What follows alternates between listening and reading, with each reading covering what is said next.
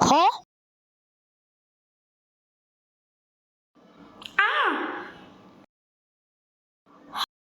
Hai Bonnie, apa khabar? Aku nak cari Naigat ni tapi tadi ada je. Kau salah nampak kot. Itulah nampak. Oh, tapi aku nampak betul-betul je. Apa kau ni? Oh, salah nampak tu. Sini Naigat, aku colok mata kau. Alam. Ya!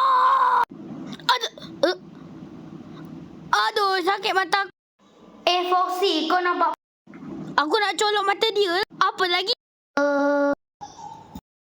Aku rasa Haish, aku rasa kau kena pergi hospital untuk mata. Kau kena guna otak. Aduh, kau percaya ni Freddy? Kenapa dia lampukan mata aku? sebab boleh, dek. Kau biar betul. Kau ni dah kenapa? Ha? Kau buat apa? Sabar, Foxy. Jangan marah. Buat apa sabar? Dia dah buat aku macam tu.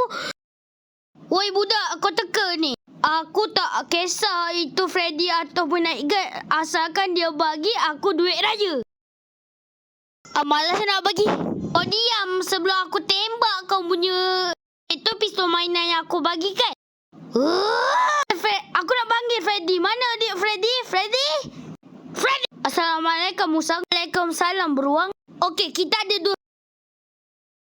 Kau biar betul, jangan sampai aku masuk kau. Kenapa tu nak Freddy? Cuba kau aku rasa ni Freddy. Kau biar betul. Kau lah Freddy. Dah lah. Kau nak bagi mana? Aku nak bagi tahu mak ayah aku. Ayo, Freddy dah merajuk. Habislah aku. Siapa ada jam? Sekarang pukul berapa? Sekarang pukul 5.59. 5.59? Tengok ni aku buktikan. Ini Nightguard. Nightguard. Mana duit raya? Aku curi. Tapi bateri ke? Aku akan curi. Alamak.